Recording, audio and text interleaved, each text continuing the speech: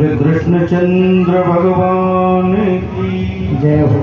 नमः पार्वती पतये हर हर महादेव। अब तो द्वारका में उत्सव ही उत्सव मनेगा।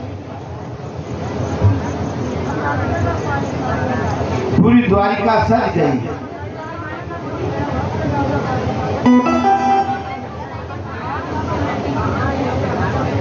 द्वारिका में भगवान का विहार करते करते काफी समय बीत गया।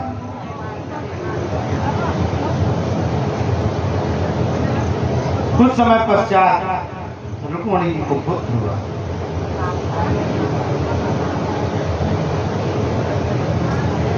और जो सम्रासुर नाम का राक्षस था वो जानता था कि हमें भगवान कृष्ण के पुत्र के द्वारा ही मृत्यु है, इसलिए वो क्षण की प्रतीक्षा कर रहा था कि जैसे पुत्र होगा वैसे उसको मार दो।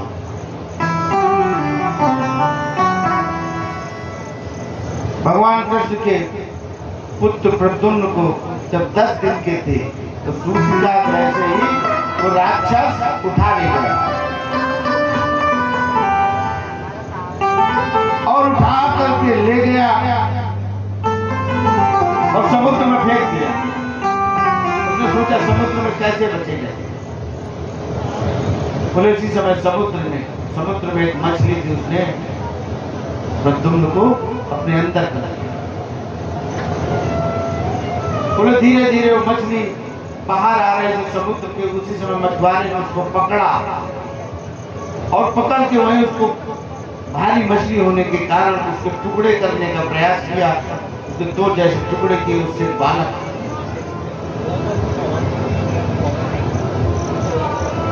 वो बालक को रसोई घर में ले गए। उस समय प्रतीक्षा कर रहे कामदेव की पत्नी रति, उस समय मायावती के नाम से स्त्री के रूप में दासी थी उस रसोई में। उसने जैसे देखा कि प्रद्युम्न आ गए तो गोद में ले लिया।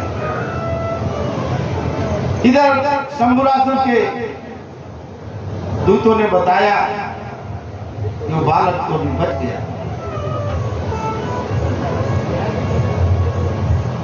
इधर माया विद्या जानती थी रति, उसने महामाया विद्या से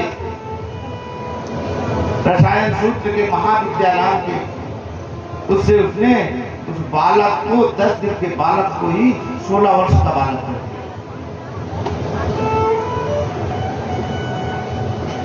और जैसे शंभुरासुर आया,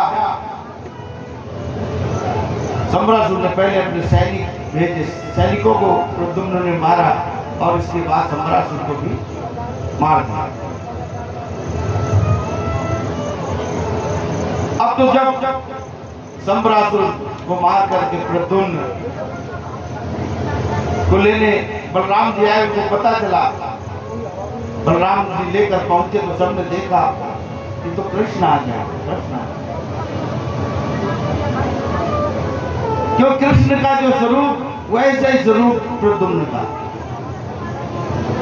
और जैसे रुक्मिणी का स्वरूप वैसे स्वरूप रति का। सब लोगों को धोखा हो गया कि कृष्ण दूसरा विवाह करके आ गए क्या। ये कृष्ण तो अंदर थे, लेकिन सबने जाना तब तो प्रद्युम्न की अगवानी थी। वैसे तो समय प्रद्युम्न की कोई आयु नहीं थी, लेकिन उसके महामाया विद्या रसायन शास्त्र की है, उसके द्वारा उसने उस एक माह को बालक को 16 वर्ष का कर दिया। बोले देवकी ने सोचा अब तो हमारे पुत्र के भी पुत्र पौत्र हो गए और बड़ी शीघ्रता से हो गए। उधर बधाई और उत्सव मनने लगे। बोले इसी समय एक घटना और घटी। सुखदेव जी कहते हैं, ये परीक्षित, सत्राजित नाम के एक राजा ने भगवान कृष्ण को झूठा कलंक लगाया। बोले क्या झूठा कलंक लगाया था।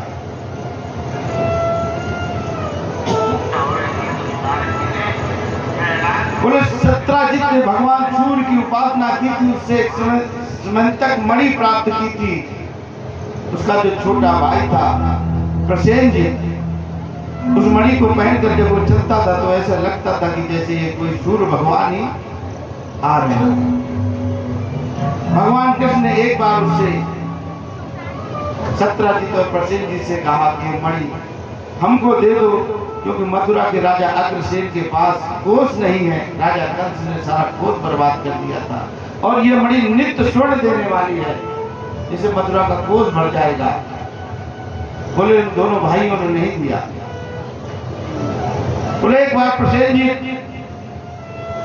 अपने गले में मणि को बांधकर जंगल में शिकार खेलने गया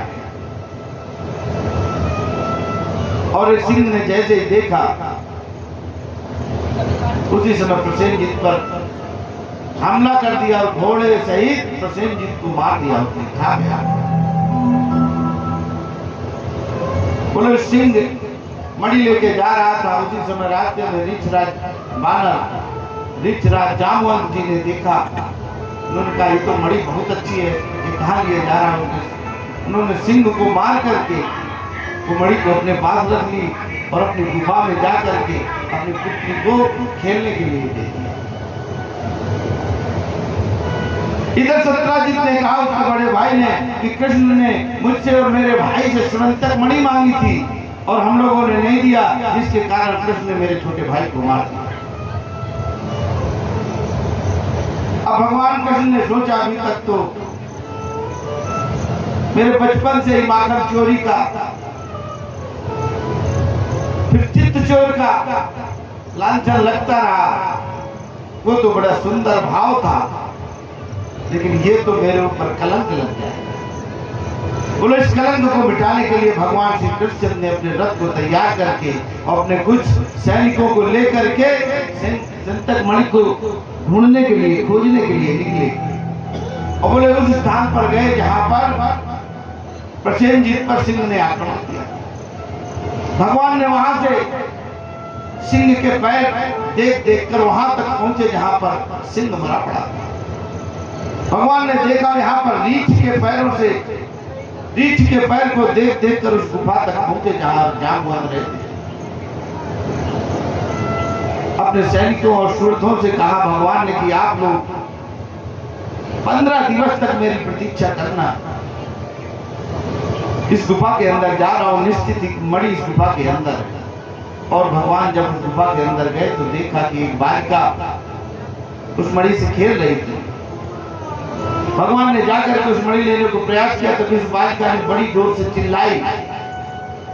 उसकी आवाज सुन करके जामवंत जी उसके पास आए और भगवान कृष्ण से पूछे कौन हो तुम जो बालिका से मणि खींच रहे हो। उन्होंने कहा ये मणि मुझे दे दो, ये मणि हमारी है और ये प्रसेनजीत की है मणि। ऋक्षराज ने कहा मैंने तो सिंह को मार के इसको प्राप्त किया, मैं नहीं। भगवान ने कहा दे दो, मैं इसके बिना लिए जा नहीं सकता हूं। तो उसने कहा कि तुमको युद्ध करना पड़ेगा मुझसे। और जामवंत जी और भगवान श्री कृष्ण का युद्ध होने लगा परस्पर। जामवंत जी बहुत बलवान थे। रामायण में युद्ध समाप्त होने के बाद उन्होंने भगवान से कहा मेरी भुजाओं में बहुत दर्द है और मेरा युद्ध किसी से हुआ नहीं और मेरी इच्छा हो रही कि मैं युद्ध करूं। भगवान ने कहा द्वापर में मैं आऊंगा तब तुम्हारी भुजाओं की सिकाई करूंगा। युद्ध उनका चालू हो गया और धीरे करते करते 7 दिन से 15 दिन हो गए। अब उनके जितनी सेना थी और उनके भाई बंधु थे वंशी, भगवान ने कहा था 15 दिन तक प्रतीक्षा करना। वो पहुंच गए द्वारिका और वहां बताया कि भगवान कृष्ण गुफा में गए, उसके बाद फिर बाहर ही नहीं आए। अब तो वासुदेव और देवकी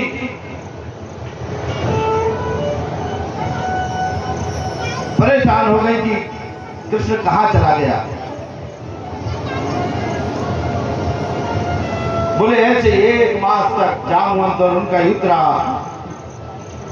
1 मास जब पूर्ण होने वाला था तभी भगवान ने जामवंत को परास्त कर दिया और उनको शिथिल कर दिया। तब जामवंत जी को स्मरण आया कि मैंने पूर्व में कहा था। उन्होंने कहा यदि वही राम हो तो मुझे उसी रूप में दर्शन दिया।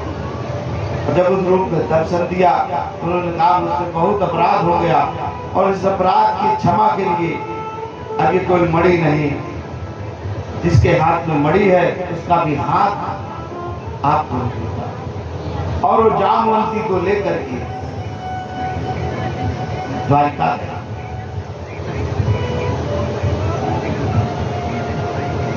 अब जैसे सबने जाना कि भगवान मणि लेकर आ रहे हैं और साथ में एक और पत्नी लेकर आ रहे हैं। अब भगवान का वहां बड़ा आदर सत्कार हुआ। इतने में ही सत्राजित को लगा कि हमने भगवान पर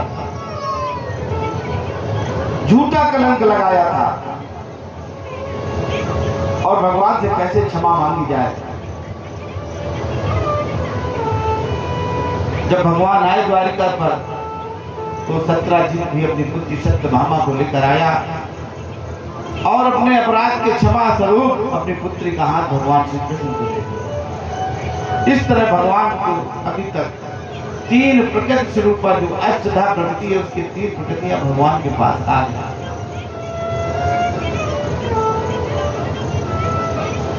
सुखदेव जी कहते हैं परीक्षित इस तरह भगवान ने अभी तक 3 विवाह कर लिए।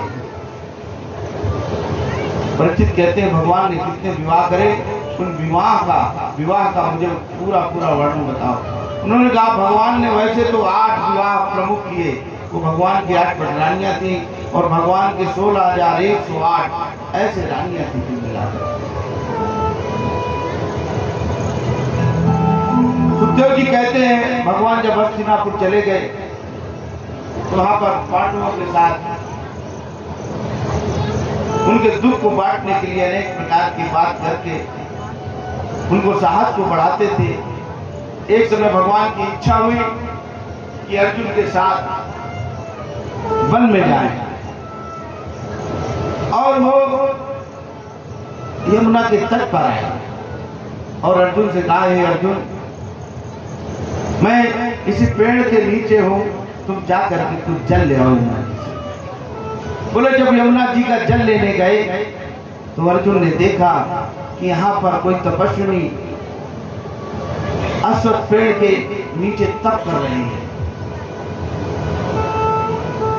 अर्जुन ने दूर से देखा तो ऐसा लगा कि जैसे भगवान कृष्ण बैठे हैं। अर्जुन ने सोचा भगवान कृष्ण तो वहां दूर बैठे हैं और जब उनके पास गए तो देखा बिल्कुल भगवान श्री कृष्णचंद्र के स्वरूप में, अंतर केवल ये कि वो केवल स्त्री, बिल्कुल भगवान श्री कृष्णचंद्र के स्वरूप में ही। अर्जुन ने पूछा तुम कौन हो?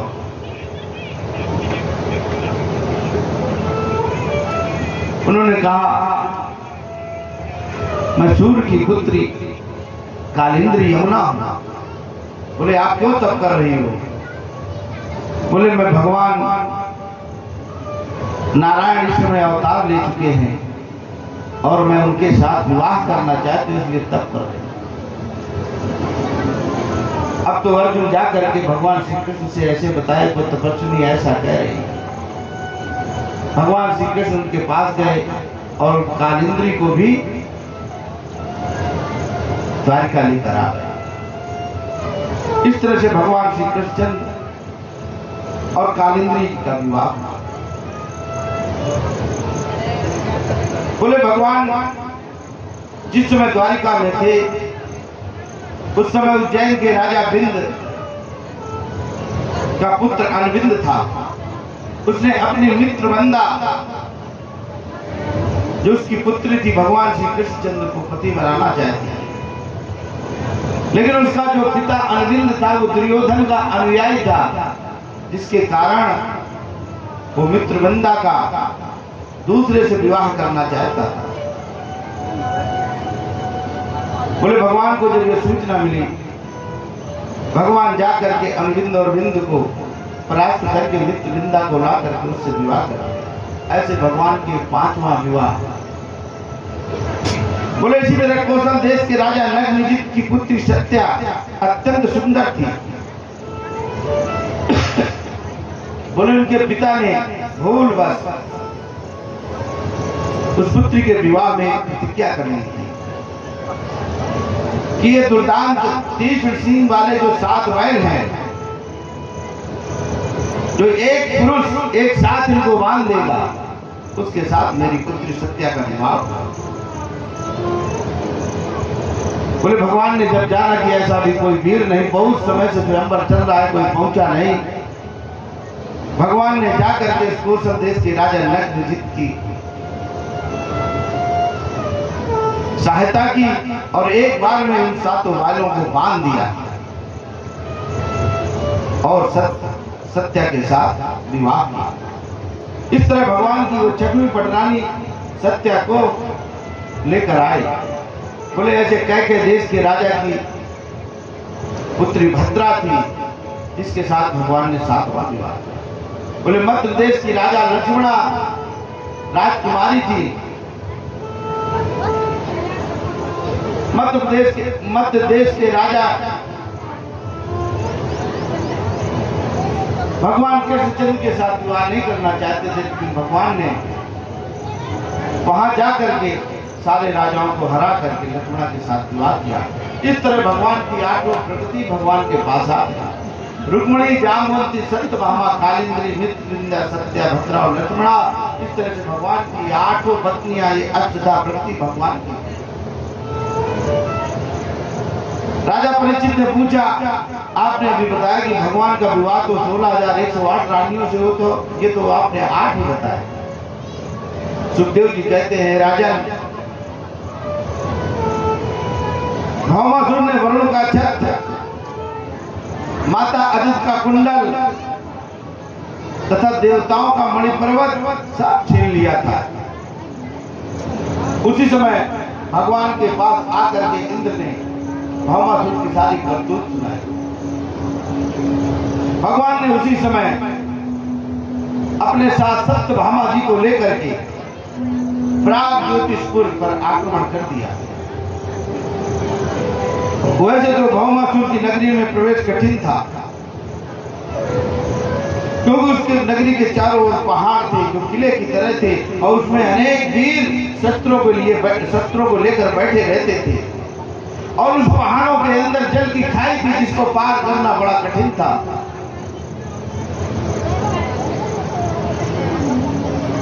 उस जल के अंदर 4 दीवारी थी जिसमें 10,000 धंधे थे। बोलो ऐसे नगरी को पार करना बड़ा कठिन काम था।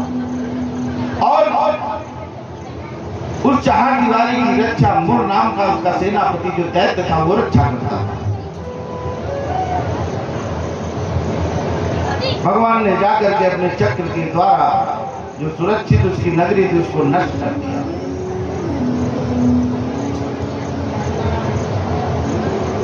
और भगवान ने अपने 5 जन शंख से ध्वनि की, जिसके कारण रात्रि का समय था, मुर्दैत्य जग गया।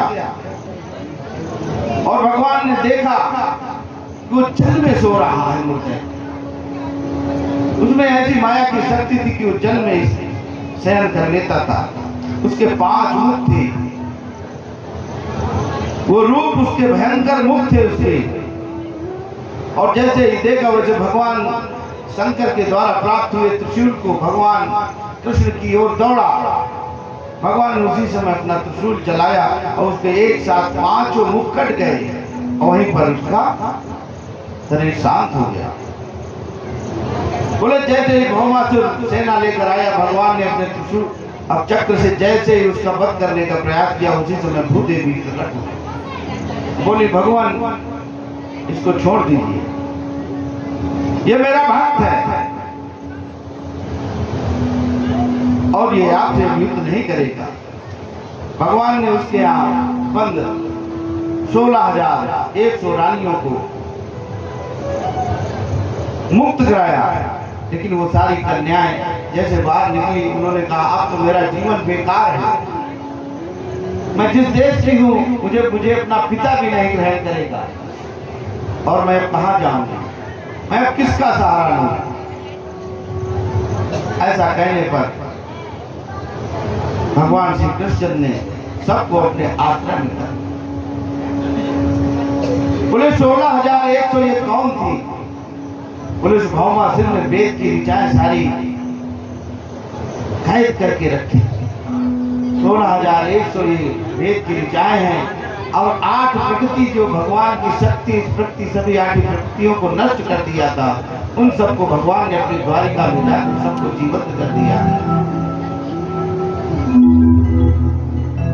अब तो भगवान की ऐसी महिमा देख करके अदिति देवी का कुंडल दिया, वरुण का छत्र दिया, देवताओं को मणिमाणिक्य का पहाड़ दे दिया। अब सबने भगवान की स्तुति करके भगवान की बार बार प्रशंसा की।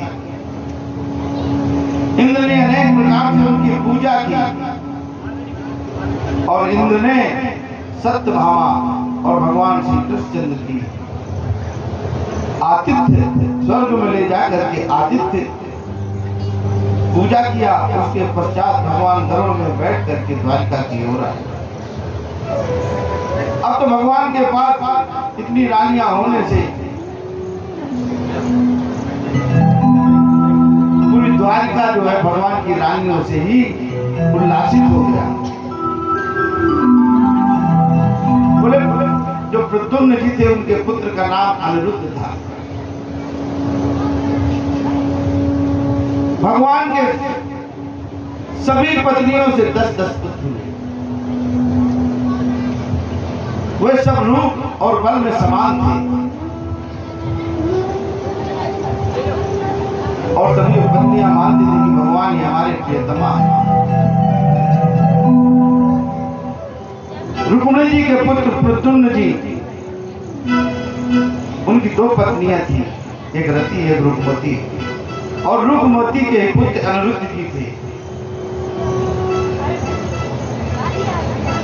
रुक्मती ने स्वयंवर में प्रद्युम्न जी को वरमाला पहना दी और अकेले प्रद्युम्न जी से समस्त राजाओं को पराजित करके द्वारिका आए। बोले रुक्मिणी अपनी पौत्री का विवाह अनिरुद्ध के साथ किया, जिसका नाम रोचना था। भगवान ने उन विवाह सहित अनिरुद्ध और रोचना को लेकर के द्वारिका है।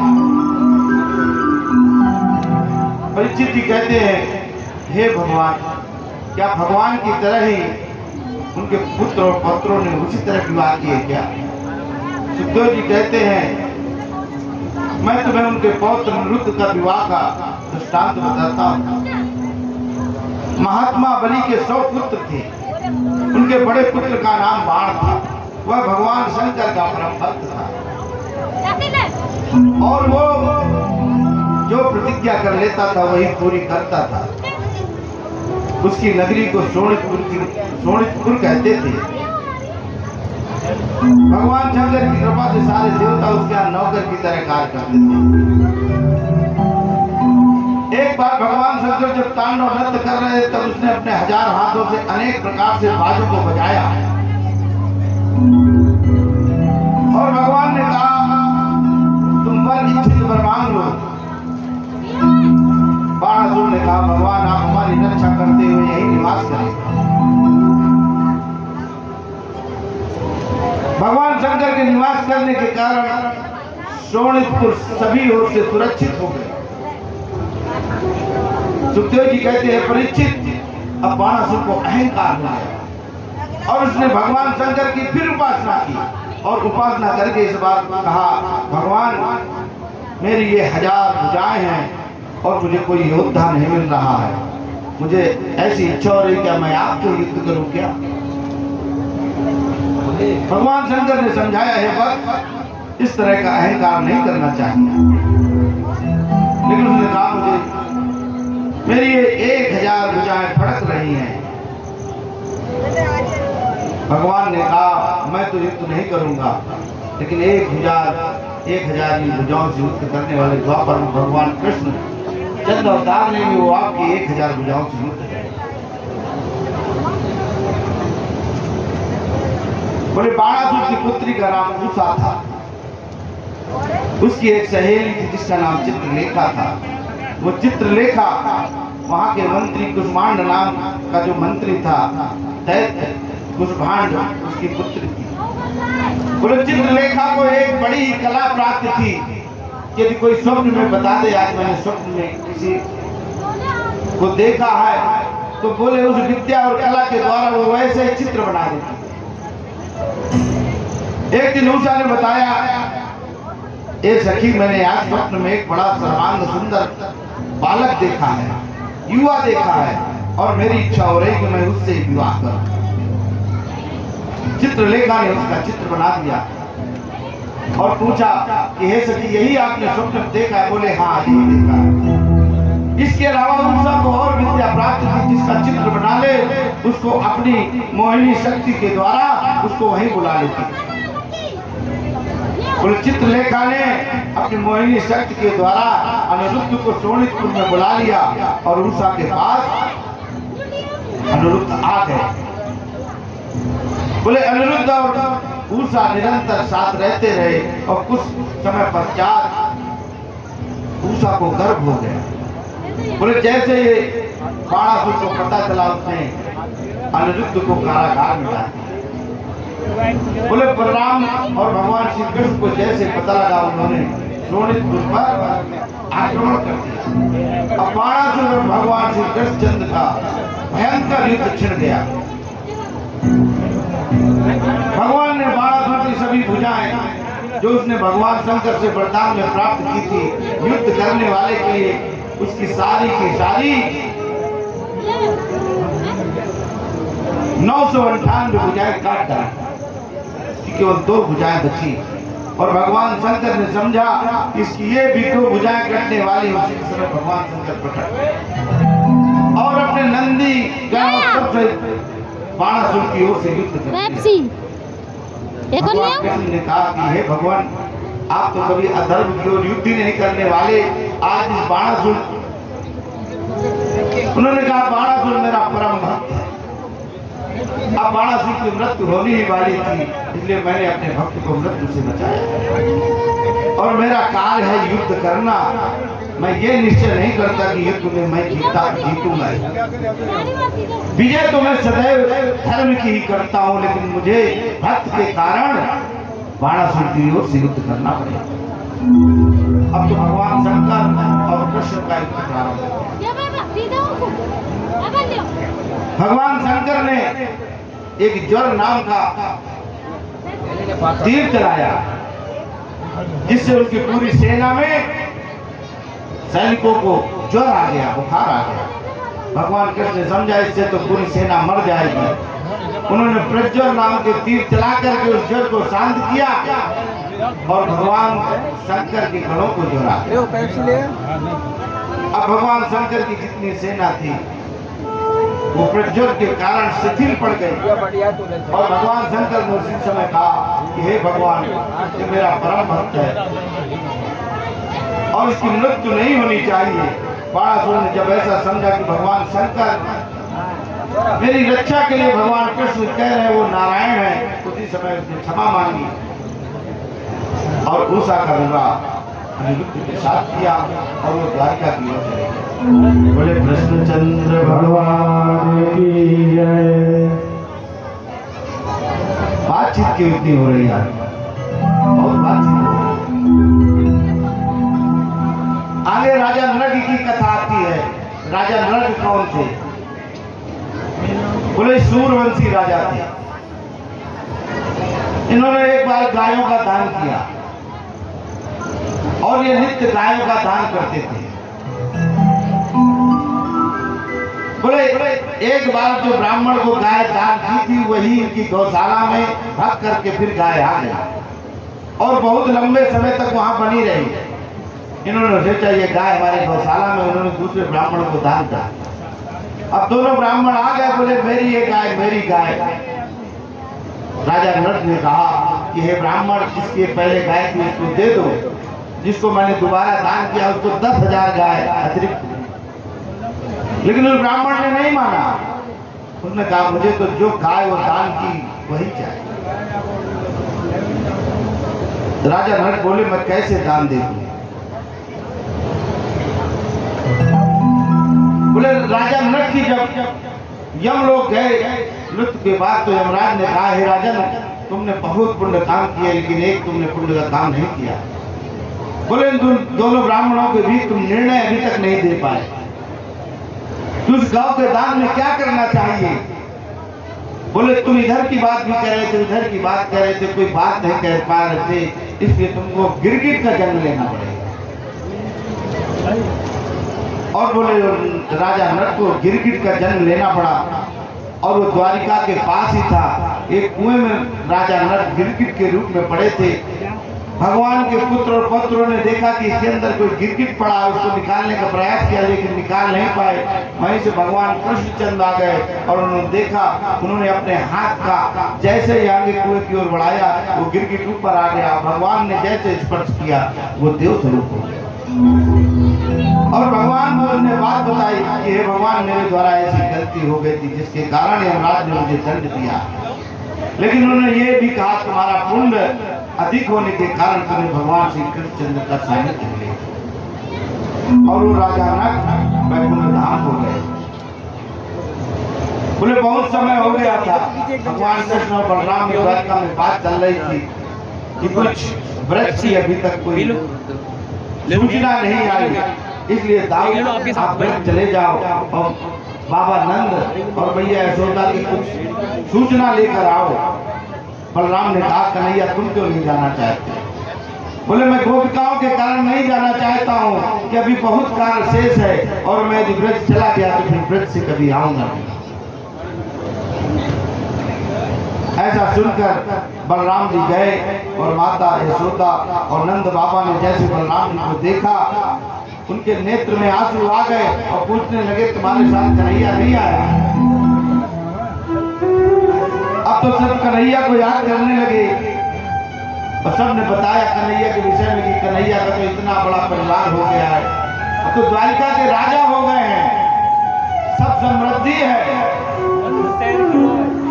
और सारी गोपियां कृष्ण की वीरता की कहानियां सुनती रही और कहने लगी क्या कन्हैया को ये वीरता ही दिखानी थी क्या? तो ब्रज में हम लोगों को ऐसा क्यों बना दिया? देखिए बलराम जी कहते हैं गोपिका को जानते थे कि गोपिकाएं जो है परम विद्वान है। बलराम जी कहते हैं हे गोपिकाओं, तुम तो परम विदुषी हो, पूर्व जन्म के सब विद्वान हो। भगवान जब अवतार लेते हैं तो बोले जो 14 वर्ष होते हैं वो भक्तों के लिए रहते। भगवान अवतार लेने पे 14 वर्ष जो है वो भक्तों के लिए रखते हैं, और सारे भक्त इस ब्रज में है। भगवान ने 14 वर्ष बिताया, और भगवान ने जब राम रूप में लिया तो भक्तों के लिए भी 14 वर्ष निकाल के वन में रहे।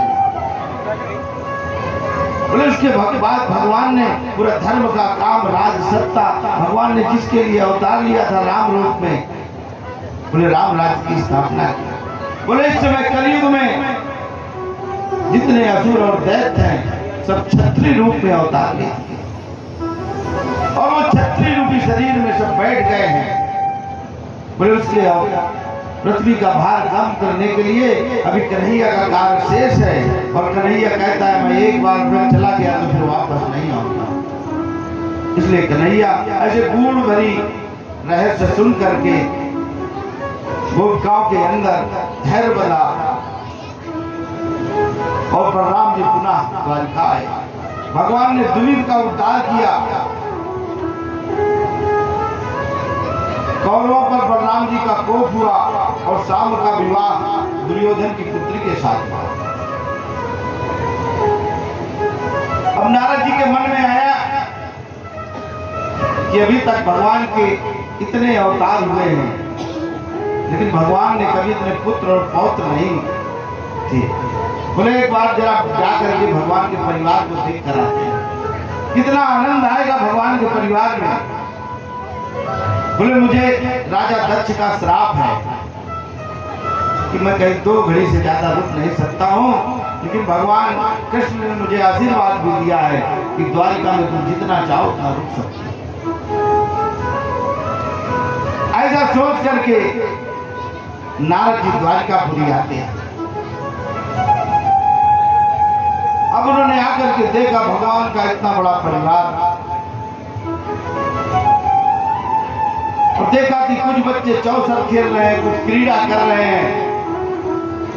ये सब देखकर नारद जी भगवान के पास पहुंचे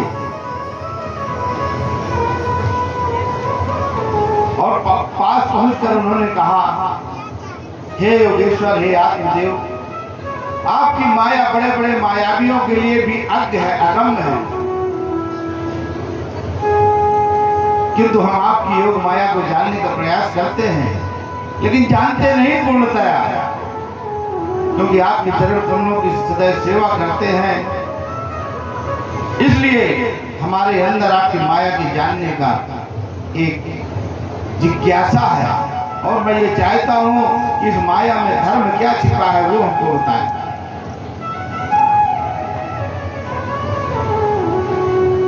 सुखदेव जी कहते हैं, परीक्षित, भगवान ने नारद जी से कहा, यदि माया देखना चाहते हो तो मेरी हर पत्नी के अलग अलग कक्ष बने, सब कक्षों में अलग अलग जाओ।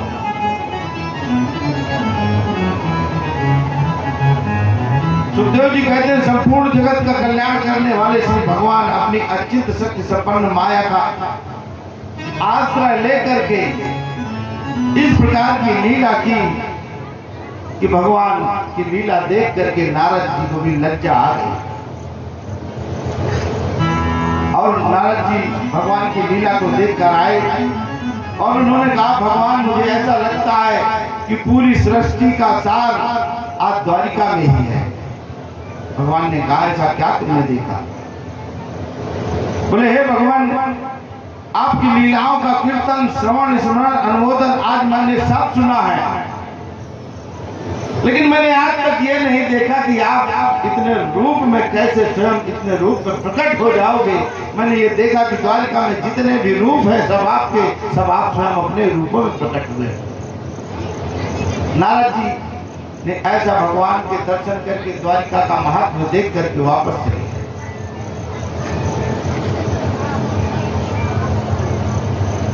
इधर जब जरासंध के द्वारा बंदी किए हुए राजा थे, उन्होंने भगवान के पास पत्र भेजा। अब तो सब जान गए थे कि भगवान के पास पत्र कोई ब्राह्मण लेकर चला जाए तो भगवान उस कार्य को जरूर पूरा करते हैं। उन बंदी राजाओं ने ब्राह्मण के हाथ से पत्र भगवान के यहाँ भेजा। भगवान ने जैसे पत्र लिखा उसमें देखा कि भगवान, आपने सबका उद्धार किया है और इस जरासंध से मेरा कब उद्धार करोगे? भगवान तुरंत हस्तिनापुर गए और देखा क्या कि उस समय पांडवों ने इंद्रप्रस्थ का निर्माण किया और वो यज्ञ करने वाले थे। भगवान उसी समय पहुंच गए और बोले, अभी यज्ञ कैसे अधूरा होगा? अभी तो एक आगताई राजा जरासंध है जो आपकी यज्ञ का विरोध करेगा।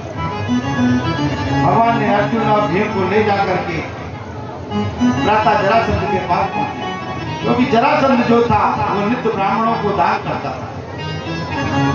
क्योंकि जरासंध एक बार युद्ध में गया और युद्ध करते करते वो युद्ध को हार गया। उस समय इसको स्मरण आया कि ब्राह्मणों ने कहा था कि जब नित्य तुम ब्राह्मणों को दान करते रहोगे तब तक तुम्हारी पराजय नहीं हो सकती है। क्योंकि कृष्ण हारने के बाद उसने जान लिया कि ब्राह्मण के दान से मैं सुरक्षित हूं। उसने उस दिन से निश्चित कर लिया कि अब मैं सबसे पहले अपनी पूजा करने के बाद जो भी ब्राह्मण मेरे पास पहले आएगा उसको जो मुंह मांगा मैं उसको दान करूंगा। भगवान कृष्ण ने समझा ये ब्राह्मणों से सुरक्षित है। भगवान ने ब्राह्मण का वेश बना करके अर्जुन और भीम के साथ किया और उसने पूछा कि ब्राह्मण तुमको क्या चाहिए? भगवान कृष्ण ने कहा कि हम तीनों तुमसे युद्ध चाहते हैं। बोले, ब्राह्मण कभी युद्ध चाहते ही नहीं, आप ब्राह्मण के वेश में कौन हो? तब भगवान ने कहा, मैं देवकी नंदन वासुदेव कृष्ण और ये कौनते अर्जुन और भीम। जरासंध ने कहा, हे कृष्ण, तुमने तो जीवन भर छल किया है और तुम मेरे युद्ध लायक हो ही नहीं, क्योंकि तुम छल करते हो, छल से युद्ध जीतते हो, और छल से युद्ध जीतने वाले से मैं युद्ध नहीं करता। बोले अर्जुन अभी शरीर से कमजोर है, मैं भीम से युद्ध करूंगा, क्योंकि मैं अपने समान ही बलशाली से युद्ध करूंगा। और उसने भीम से युद्ध किया। भीम और जरासंध का भी 1 माह युद्ध चला, और भगवान श्री कृष्ण ने अपनी लीला से कई बार भीम का उत्साह बढ़ाया, कई बार जरासंध का बढ़ाया, लेकिन भीम के अनुनय विनय से जब देखा कि भीम मैदान छोड़कर भागने वाले हैं रात्रि में, भीम और अर्जुन एक साथ लड़ते थे, भगवान कृष्ण अलग लड़ते थे, लेकिन उस रात्रि में क्या किया, भगवान कृष्ण भीम के बगल में लेट गए। उन्होंने जान लिया कि भीम आज भाग जाएंगे, और जैसे भागने का प्रयास किया, भगवान ने उनके हाथ पकड़ लिया और बोले कहां जा रहे हो? उन्होंने कहा अर्जुन मेरा हाथ छोड़ो। बोले अर्जुन नहीं, मैं कृष्ण। बोले कहां जा रहे हो, भाग रहे हो? तब भीम ने कहा भगवान हे कृष्ण, मेरा शरीर शिथिल हो गया, मैं युद्ध करने लायक नहीं बचा। भगवान ने उसी दूसरे दिन अपनी माया से उसकी मृत्यु का कारण बता करके जरासंध का वध करवाया, और पांडवों के राजसूय यज्ञ को पूर्ण कराया। जरासंध के कारागार बंद राजाओं को अपने राज्यों में जाने की आज्ञा दी। एक जगह बोले जब उसको जरासंध को मार कर आए तो भगवान की चारों ओर महिमा बढ़ गई। तो युद्ध तो भीम और अर्जुन नहीं जीत सकते थे, वो तो भगवान की कृपा से ही जीते। बोले भीष्म पितामह ने भी ऐसा जाना कि भगवान कृष्ण नारायण के अवतार हैं, द्रोणाचार्य भी जानते थे। उन लोगों ने व्यास जी को उस यज्ञ में अग्र पूजा के लिए निर्धारित किया, लेकिन व्यास जी ने कहा हे द्रोणाचार्य और भीष्म, अब मैं अग्र पूजा के मुझसे से अधिक श्रेष्ठ अग्र पूजा के लिए बाध्य हूं।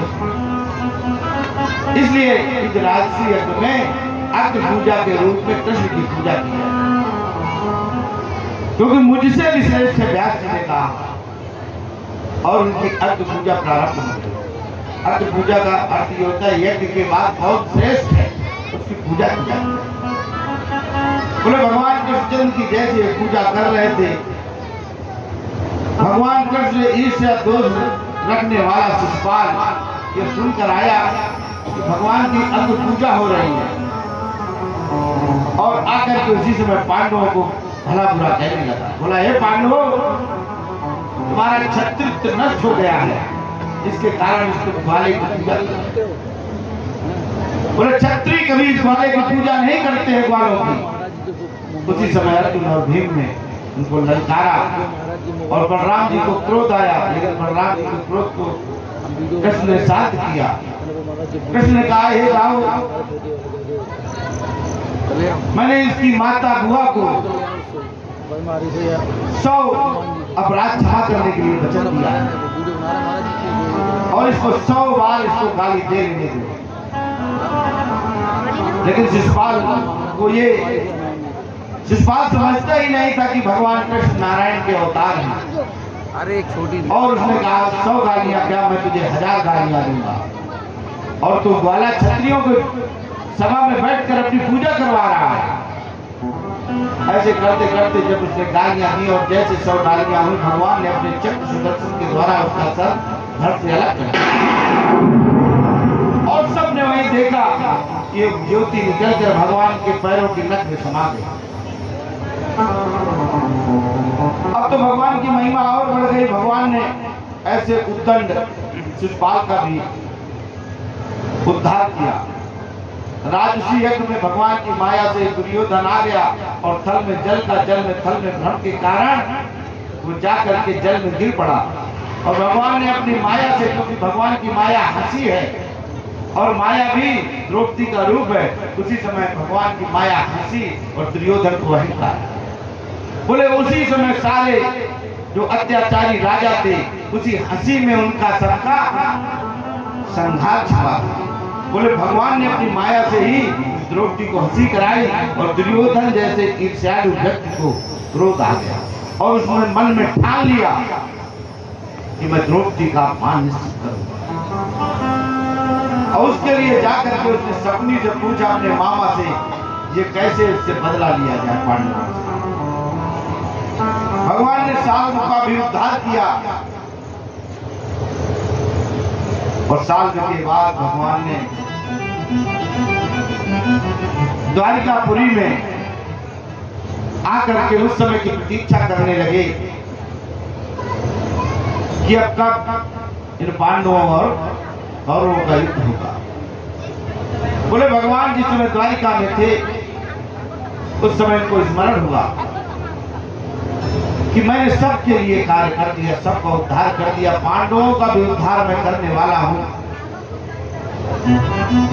लेकिन मेरा जो प्रिय सखा है सुदामा, वो स्वाभिमानी ब्राह्मण जो जानता है कि मेरा सखा द्वारिकाधीश नारायण है और कुछ याचना करने के लिए मेरे पास नहीं आया। भगवान कृष्ण ने मन ही मन सोचा उस सुदामा का तो मैं ऋणी हूं, क्योंकि इस गुरु माता के द्वारा दिए हुए चने उस बरसात में जब क्षुधा लगी थी और सुदामा वो अकेले न खा लेते, क्योंकि सुदामा भी जानते थे, त्रिकालज्ञ थे, उन्होंने देख लिया था कि इस चने में चोर का पाप छिपा हुआ है और जो इस चना को खा लेगा वो दरिद्री हो जाएगा। बोले कि मेरे नारायण दरिद्री हो गए तो भक्त किस बात के। इसलिए भगवान ने कहा कि उस मेरे सखा मेरे भक्त ने अपने को दरिद्र कर लिया और चना पूरे खा गया। भगवान ने प्रेरणा से उनकी पत्नी नहीं बातचीत नहीं, इधर नीचे बैठे हो तो बातचीत ना करो, समझ में नहीं आ रही। तुम भी रोज वहां बैठ के तुम्हारे यहां कथा हो रही है।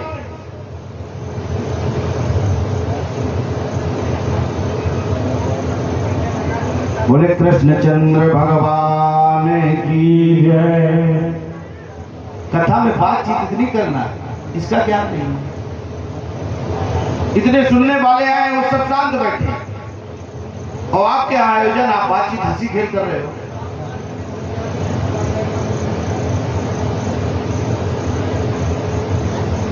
जब कोई इस तरह से बात करता है तो कथा का रस चला जाता है। जब सब शांत होते हैं तो कथा में अपने आप रस आता है। बहुत समय से ये बात कर रहे हैं, मैंने सोचा टोटो क्यों सबका ध्यान इनकी ओर जा रहा है, हमारा भी ध्यान इनकी ओर जा रहा है, आप लोगों का भी ध्यान इधर जा रहा है।